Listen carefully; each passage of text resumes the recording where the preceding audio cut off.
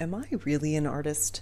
If you've ever wondered whether you can call yourself an artist, you're not alone. It's a question I hear all the time, and honestly, one I've asked myself more than once. Maybe you've taken a few classes, but never finished art school. Maybe, like me, you don't have the right degree. Maybe your sketchbook is full, but you've never shown your work publicly. Or maybe you've been making for years, but because you haven't sold a piece, you hesitate to use the word artist. Here's the truth. There isn't one single definition of what it means to be an artist, and chasing someone else's definition almost always leads to comparison, perfectionism, and feeling like you're never enough. Today, I want to offer you a different way forward, one that's specific, personal, and deeply inclusive. Hi, I'm Carrie, and I am here to remind you, you are already an artist.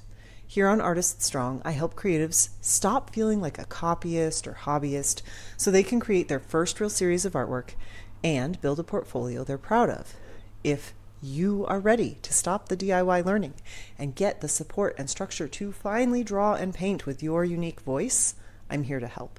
Sign up and watch my workshop, How to Transform Your Ideas into Artwork That's Uniquely Yours. To date, thousands have joined the community. The workshop is completely free, and the link is in the description below. Why definitions matter and why they can hold us back. Words have power. Calling yourself an artist can feel like a bold declaration, one that comes with baggage.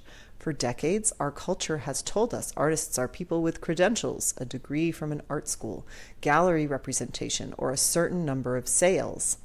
The other pressure people can face is to demonstrate a certain level of skill. But these rigid definitions leave so many people out. When you've been told you're not really an artist unless, it's easy to second guess yourself. Yet the irony is this: the act of making art is what makes you an artist. The rest, exhibitions, sales, recognition, it's optional. That's why creating your own definition matters. It shifts the focus from external gatekeepers to your lived everyday practice. Owning that word changes the way you see yourself, your time, and your art. It shifts you from dabbling to claiming. Specificity brings clarity. Here's an example of what it can look like. A description I've put together from working with hundreds of artists based on their definitions. It's someone who actively engages in art, as evidenced by the packages ready to ship, the reminder of the market coming Saturday, and multiple works in progress across multiple materials. They show some success with a ribbon in the background. Lots of my students win their first ribbons in group exhibitions. So there are signs of both internal and external validation. They are making art in a space dedicated to their creativity. It's not hypothetical. They are doing it. I love this description because it's full of specifics. Packages ready to ship, that artist is sharing their work with the world. A reminder about the market, they're making art part of their commitments. Works in progress, multiple media, that shows ongoing curiosity and practice.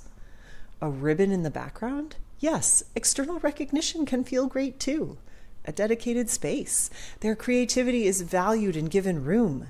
It's not about being famous. It's not about being perfect. It's about showing up in a way that's real. One of my biggest definitions for myself was having my artwork in a museum. When I was lucky enough to have that happen in my early 20s, it was a truly affirming moment. Since then, my own definition has changed and evolved. But I know that from continued curiosity and reflection, I can make decisions from a place of vision and values. Multiple paths, same identity. The beauty of art is that it doesn't have to have a single entry point. Being an artist can look like filling your sketchbook after the kids are asleep, embroidering while waiting for an appointment, selling photographs at the Saturday market, painting a mural on your community wall, stealing 10 minutes of watercolor play between caregiving tasks. Every one of these stories is valid. No path is more real than another. What matters is that you're making. Take a minute and reflect. What specific images and ideas would help you meet your definition of artist? I would love to hear them in the comments below. No idea is too big or too small. Internal versus external validation. When we think about being an artist, two types of validation often come up. Internal validation, the joy, curiosity, and growth you feel when you make something new. The way time disappears when you're in flow. The quiet pride of showing up for your practice. The excitement you feel when work is going well. External validation, the gallery acceptance, the ribbon in a local show, the kind comment from a friend, the sale of your first piece. Both matter. Internal validation keeps you going. External validation reminds you that your work connects with others. But if you only rely on the external, your identity as an artist will always feel fragile. I think of the pain and suffering expressed in Van Gogh's journals. He was filled with despair that his work was being ignored and he couldn't sell anything. He is a strong example of what happens when external validation becomes a driving force.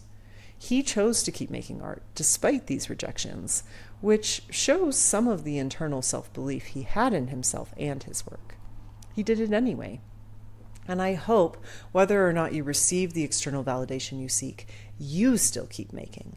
Your art is important and can help change the world. When I received a money prize as a finalist in a competition that also led my work to being exhibited in the Smithsonian in a short-term exhibition, it affirmed for me that dedicating time to my art was paying off. But it wasn't the end-all be-all. I was only 24, so what was next? I ended up moving to Dubai to teach art and started exhibiting there. And some of that confidence to take big risks came from that external validation. But a lot of it also came from my inner resilience and desire to grow and learn. How do you balance between the internal and the external? Do you think you've focused more on one than another? Tell me more about it in the comments below. So, what makes you an artist? The best definition isn't mine, it's yours. Take a moment to reflect. What do you notice in your own life that points to your creative practice? How do you know you've shown up for your art? What's one sign, internal or external, you'd love to add to your own definition of artist? Journaling is a wonderful practice that can help you get out of your own head and actively consider these questions. And then you have a document you can refer to as a touchstone when things feel hard or uncertain. Remember, being an artist isn't hypothetical. It's not about what you plan to do one day. It's about the act of making, however it looks for you right now. Claiming the word. You don't need to wait for permission to call yourself an artist. You don't need more proof, more practice, or more praise. If you're showing up to your creativity, even in messy, imperfect, tiny ways, you're already doing it. And that means you are an artist. So let's do this together. I want you to say the words out loud. I am an artist. Whisper it, write it, shout it, whatever feels right. Notice how it feels in your body, because the truth is, you already are. And the more you claim it, the more powerfully you'll show up in your creativity. Thanks so much for watching.